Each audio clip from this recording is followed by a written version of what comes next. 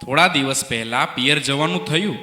લાંબા રૂટ માટે હંમેશા ટ્રેનની મુસાફરી ગમતી હોવાથી ટ્રેનની ટિકિટ નોંધાવી, પરંતુ તે સમયે ટ્રેનનો રૂટ રેલવે વિભાગ દ્વારા રદ થવાનો મેસેજ આવ્યો.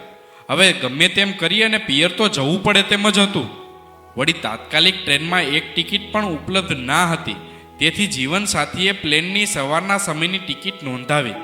હું એરપોર્ટ પર પહોંચી પ્લેન પાસે પહોંચતા જ જોયું કે ગાઢ ધુમ્મસ છવાયેલી હતી.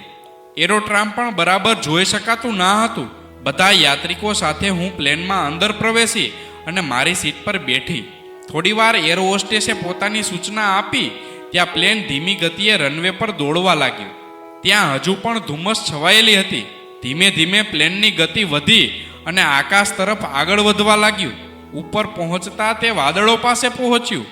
ધુમ્મસ હજુ પણ એટલી જ છવાયેલી હતી, પરંતુ જેવું પ્લેને વાદળોને પાર કર્યું, આકાશમાં ચારે તરફ સૂર્યના કિરણો ફેલાયેલા દેખાણા.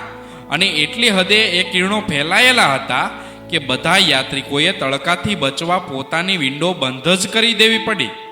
લગભગ એકાદ બે યાત્રિકોને બાદ કરતા આખા પ્લેનમાં બધાની વિન્ડો બંધ થઈ ગઈ હતી. કેવું આશ્ચર્ય!